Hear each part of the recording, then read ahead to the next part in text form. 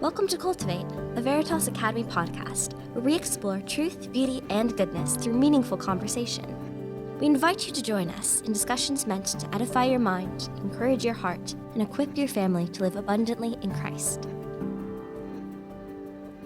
Welcome back to Cultivate. I'm Ty Fischer, the head of school here at Veritas Academy. And I have Rhonda Forbes with me today. She's our Dean of Math and Science. Hi, Rhonda. Hi, Ty. How are you? Rhonda is actually, you've not heard from Rhonda on Cultivate before, but you have heard from one of her children. Victoria DeWeese, an alum of our school, came in and was a guest on one of our first season podcasts. But today, I'm going to talk with Rhonda about something that I know she's passionate about, and that is the relationship between academic excellence and Christian devotion. So before we get started, tell us a little bit of your story. What brought you to Veritas? And talk about all that you've done here over the years, because is there anything you haven't done at Veritas Academy? I've done a lot of different things. That's true. What brought me to Veritas to begin with was when we had my oldest daughter, trying to find an education, because I immediately began to think about the fact that I thought my education was a bit lacking. It did not connect subjects so that I could see that math and literature and history are all integrated in God's world.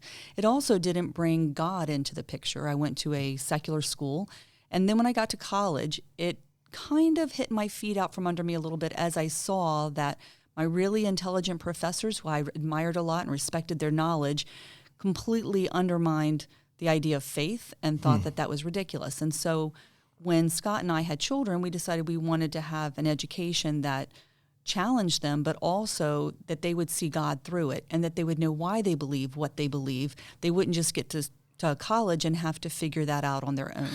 Yeah, and Rhonda plans ahead. I know this because I think that she and Scott visited in one of the early years of the school.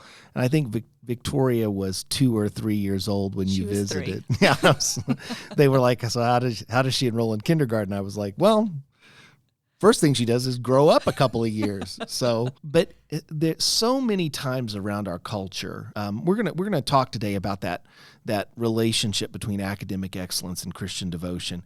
And over the years, we thought a lot about excellence at Veritas. But so many times in our culture, those two things get divorced. Mm-hmm. If you are interested in academic excellence, that means that you're not interested in heartfelt devotion. And if you are interested in heartfelt devotion, who cares if you know anything, about books and learning and things like that?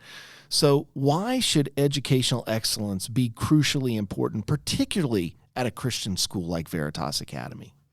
Well, because we're called to do all that we do to the glory of God. And that means when Jesus declared that we were to love the Lord our God with all of our heart and all of our soul and all of our mind, he's talking about the entire person. And if we're to do everything that we do excellently, that means we should be the most excellent teachers that we can be. We should be the most excellent students we can be. And we should explore things that maybe don't come easy, because then we will see God's character in a different way. One of the things that I really felt passionately about when I was looking into education for my kids is that they would not be allowed to be segmented into a certain area of interest. I was at a school once here in Lancaster County, and someone said, if you like the dramatic arts, you don't have to take any classes outside of the drama building after your freshman year. And I was like, oh no. Exactly. Right. Exactly. I wanted my children to see God in every aspect. I want them to be lifelong learners. And that's what my heart is for my students as well. I think an excellent education can't be divorced from Christian devotion, because if you're excellently educated, you're going to see God's character and you're going to be excited about his hand of providence through history. Yeah. Now, we're recording this podcast at a time when, if you look on the internet or if you open the newspaper, I still open newspapers. But if you open the newspaper, there's a lot of talk going on about academics and schooling and excellence, but it's being defined very differently in many places. So, sometimes, I've even heard, some of the academic objectives would like aim toward activism. And if you're not an activist, you've not really learned. How do we define academic, or how do you define academic excellence? Just to make it even more personal. I define academic excellence as the ability to be challenged in every area that you're studying, the desire to learn more or to at least talk to people who are excited about other areas, and the ability to teach yourself something that you may not have learned in the classroom. The reality is that, especially with math and science as my focus, our students are going to have jobs we don't even know about right now. We haven't even thought of them. And so if I become too pragmatic on I am going to teach them to do 1, 2, 3, 4, and that's going to prepare them for life, I am sadly going to be disillusioned in just a couple years. Yeah. And so I want my engineers to come out understanding the history of the world so that they understand the application and that they look at literature that asks them the what if questions where you deal with ethics before we even have the ability. Yeah. I mean, science fiction is fabulous for that. And I want to have historians who understand the importance of science and math and helping us to understand the world so that they make good decisions for governments and planning what our societies should look like. And I think when we segregate one area of expertise too early, we're robbing opportunity costs from our next generation. Yeah, and we had a guest at one of our board meetings once who was a local superintendent of a school district here in Lancaster. And he came in, he was friends with one of our board members, and he had the best PowerPoint presentation I've ever seen. Like it was timed out to music, violin music from Last of the Mohicans, and you felt like the lights should be flashing, and the things would pop up on the screen, and it would say, "We're preparing kids for the careers of the future." Then the next one would say, "And we don't know what those careers are." Yes. And the next one would say, "And the technology that those careers will be centered around does not currently exist." And I'm kind of thinking this is going to head in like a hopeful direction. And then the lights came on, and I said, "So you got the answer?" And he's like, "Oh no, we don't have the answer. We're just thinking." I'm like, no, please. So many times though, like you're talking about the kind of educated person who is given the ability to know facts, to know how to think about things critically, but then that can take something that they don't understand and figure it out. Absolutely. Okay. Now, it's interesting. You and I were on a committee here at the school a few years ago that were looking into things like AP courses and concurrent credits and things like that. So a lot of times our culture wants to define excellence really around the standards of AP, which come from the College Board. So why don't you define excellence by AP courses or SAT scores or other popular ways of defining excellence in education today?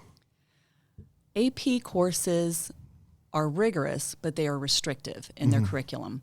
And so when you are teaching a course with an AP level of study, students have certain things that pique their interest that would be advantageous for all the students in the class if we can then pursue those interests and find some answers and do different studies than what is prescribed in the AP course. Yeah. So I teach statistics. We teach an AP course. We have AP textbook. But I have years where I have students who are very interested in certain kinds of studies, and then I try to actually have some projects and stuff focused on those. I also have the opportunity to bring in other speakers to them, which is not actually available in an AP curriculum, where I have speakers come in and talk to them about the way they're going to see statistics in their world. Or even budgeting. Exactly. Which I come in and talk about every year. Which every student should talk about. I know. Yeah. And I understand parents' desire for those AP tests, for those SAT scores, and my hope is that by not being wed to those curriculums, we can still have students who perform well on them, which we have historically. Sure. So our kids take the course, which we don't. Our courses are not recognized by the College Board. Right. But then you can just take the AP exam, Absolutely. And our students do pretty well on them. They do. They do very well on them, and they come out with a love of the subject in a different way. Because to me, if we're actually challenging them, they're going to have an intellectual curiosity that is different than just checking the box and getting the right answer. Is it maybe a hint to our culture that anything that is paint by numbers is not actually pointed toward excellence? Exactly. I mean, like, yeah, if Da Vinci doing the Mona Lisa was just painting by numbers, it's not really that great. What's great is he did that on his own. So that was an eye-opening committee to be part of. It's hard to have joyful committee work, but I think that was. So you teach a lot of math classes, not just math classes. Sometimes students say, or I hear from our students at times, I'm not good at math. So that kind of thinking that students already made the decision that academic excellence is beyond them. Right. What do you think about that kind of statement or that kind of way of looking at math? It's interesting. I've heard pastors talk about the fact that when they are doing something and somebody asks them what they do for a living, sometimes as soon as they say, I'm a pastor, it shuts down conversation. I have had very similar experiences when I say I'm a math teacher. It is very interesting how many parents in sports stands all of a sudden either shut down or give me a million excuses of why they were not good at math when they were in school. And I think that is so accepted in our society that students hear their parents say it, they hear other people say it, and it's an easy cop-out. Yeah. A lot of times it comes from not understanding why we do what we do in math. We just teach a set of rules, and kids don't understand the purpose of it. It seems very robotic to follow those. And if you don't understand what's underneath it, you're not going to see the beauty of mathematics. Sure. The other thing is that you need to know your math facts because math is all about patterns. And so when we've moved further and further away from memorization of math facts, then as they go to build on it and to get into these more complicated mathematical concepts, when they can actually see how exciting it is to see the world around them and see how math is describing it, they can't see that pattern because they didn't learn it. They're just using a calculator. That's exactly right. Now, I was going to point that out as well, that oftentimes, and I think parents don't know this because in a lot of schools in our country, not Veritas, thankfully, not the classical schools, thankfully, but in a lot of schools, parents don't get to come into the building anymore. Right. For reasons that are understandable, but very sad. Very sad. Very sad. And I think that if they could see what math classes are like in a lot of places, they would be stunned. Yes. Because, and I think I've told you this story, one of my daughters was working at a catering business a few years ago, and the manager of the business said, we have a 85-person event. That box has 75 glasses on it, and that box has 15 glasses in it, 75 glasses in it, 15 glasses in it. And the manager said, I wonder if we have enough glasses. and my daughter said, yeah, we do. We have there are 85 people coming. We have 90 glasses. And the manager said, how do you know? How do you know? And then when my daughter said, well, I do math in my head, the manager quickly got out his phone. Her phone, it was her. Got out her phone and did it, and then my daughter earned the nickname 4.0. That's what they called her. There you go. Right. But that, and a lot of it is these people learned how to use a technology. They never learned math. Right. And if you don't learn math, all of that beauty eventually just goes away. You're not enabled to see it. It would be like reading a book and still sounding out every single word using phonics. That you're not going to have the beauty of going to another world and experiencing something different because it's such drudgery. And math is very similar. Yeah, that's a good analogy. So lots of times people think about academic excellence as being focused solely on the mind, and Christian devotion is like a heart matter. So there's this mind-heart dichotomy. As a believer and as a teacher, what do you think about that dichotomy? I think it's a false dichotomy. I think that is a self-serving cop-out where they're saying that only certain interests or certain ways of experiencing life are more valid or more important than other ways. And if you look at somebody like Daniel, I mean, he was one of the smartest men in the entire empire. Yeah. And he was used mightily by God. If you look at Mordecai, he was doing a fabulous job in Esther. He was working in the gate, and he becomes the Grand Vizier after Haman dies.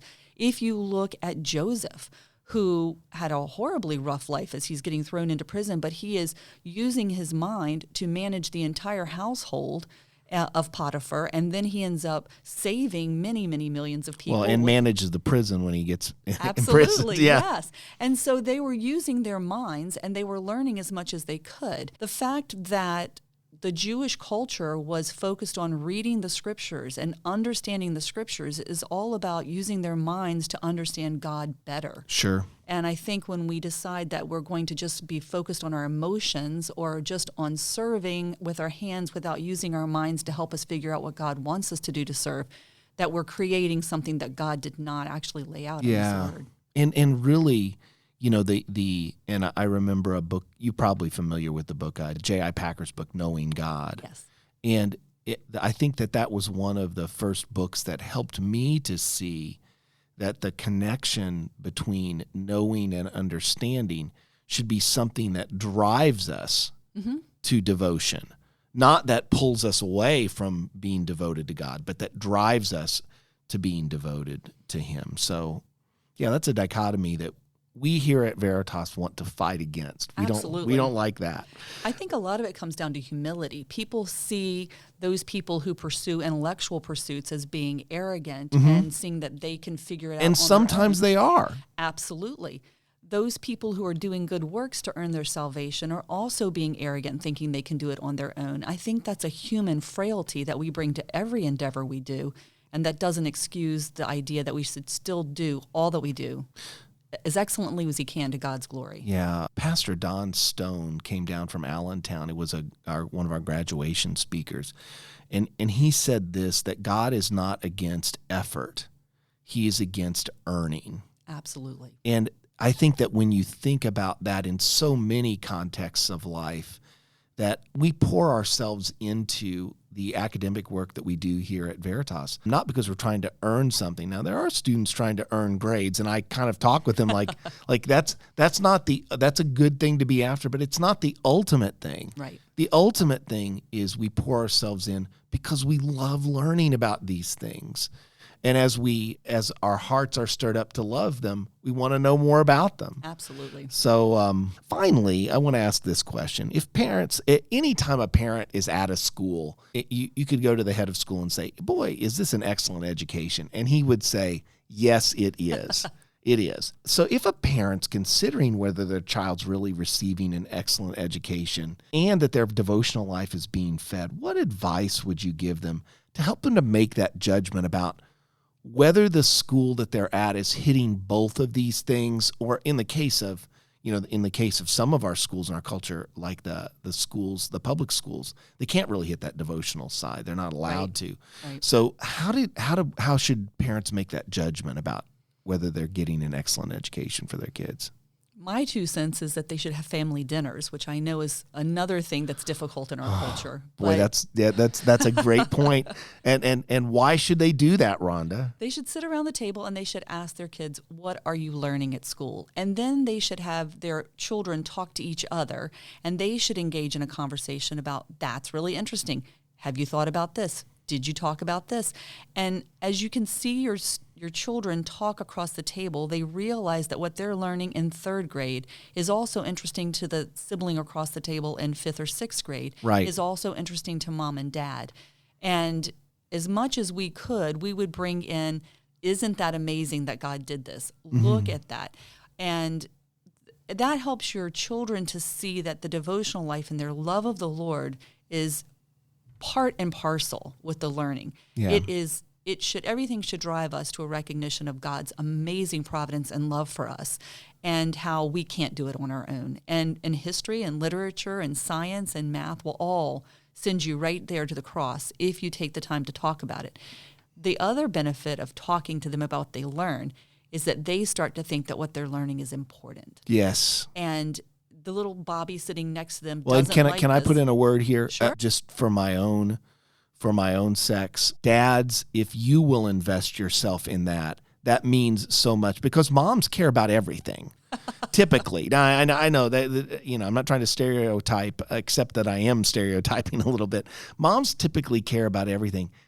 If dads care about what that child is learning, that's a real signal to them that it's important. Absolutely. And like my older children, because they're all older now, they listen to podcasts and we will sit around and talk about it. And I have learned some amazing things and gone and read books and done things that I didn't have an interest in before. But I actually think that that's what fueled my boys, especially as they were growing up, to see that I was willing to go learn new things. And now they learn things that are way outside of their career choices, which just gladdens my heart. When your children help you learn something, is there anything more joyful than that? Oh, it's wonderful. It gives is. you great hope for the future. It does. It does. Rhonda, thank you. Thank you for being a guest here today, and thank you for all that you've done over the years here at Veritas. Mrs. Forbes is someone who, she loves the Lord, she loves the subjects that she's teaching, and you don't want to not have your homework done from Mrs. Forbes' class. That's what my daughters would say. So thank you for being a teacher like that, Rhonda. Absolutely. It was my pleasure. You've been listening to Cultivate, the podcast of Veritas Academy, a preschool through 12th grade classical Christian school in Leola, Pennsylvania. If you would like to learn more about Veritas, please visit veritasacademy.com to discover the truth, beauty, and goodness of classical Christian education.